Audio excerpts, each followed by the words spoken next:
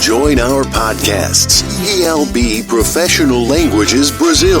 WhatsApp number 5586-99970-5812. Welcome to PLB Professional Languages Brazil. Reading An Intelligent Life by Julian Shorr. Read by Nunes. Part 3. The Gang of Three. It doesn't matter how well you manage your world. Things will happen that will make you feel bad. The real question is whether you are just going to feel bad about the events or about yourself as well. By definition, negative experiences, past or present, will make you feel bad. Feeling unhappy about these is part of your normal living. Some negative experiences will have an extra dimension that has the potential to make you feel bad about yourself too. Feeling bad about yourself is true unhappiness. If your lover leaves you to work overseas, you will feel bad. If he leaves you for your best friend, you will feel worse. If you are betrayed by your partner as an adult after being abandoned by your father as a child, you will feel absolutely terrible. At some point, self-dislike starts to creep in. The intensity of any emotional pain is not simply a function of the cause, but also the level of self-dislike you experience. Whatever you do, if you lose love, you will have pain. That's unchangeable. But the ultimate emotional damage depends less on the nature of the event, or even on your background, and much more on the way you behave in response to being hurt.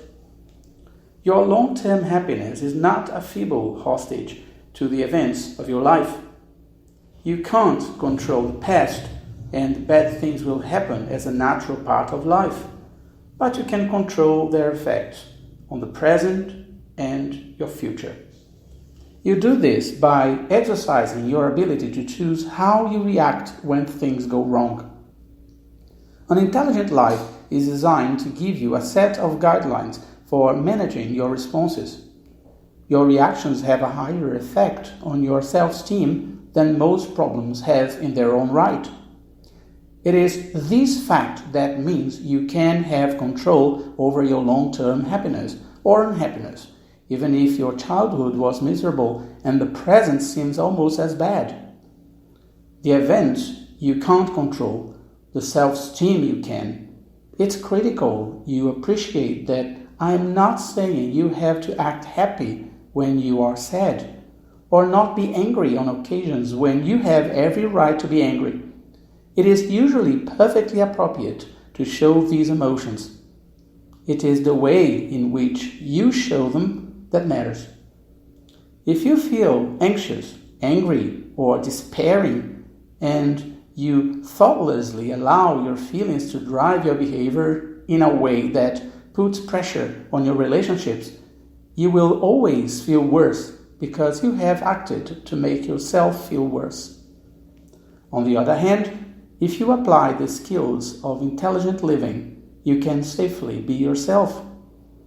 That is, you can express your individuality by showing your feelings, both negative and positive, and at the same time, earn or at least preserve warm relationships.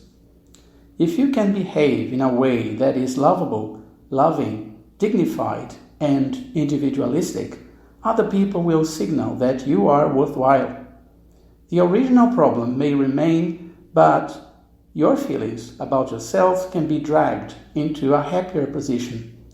This is probably the most directly positive influence you can have on your feelings. This approach works because functionally there are three parts to being you: your feelings, your thoughts, and most of all, your actions. This was Nunes reading to you An Intelligent Life. Thank you for now. Until next time.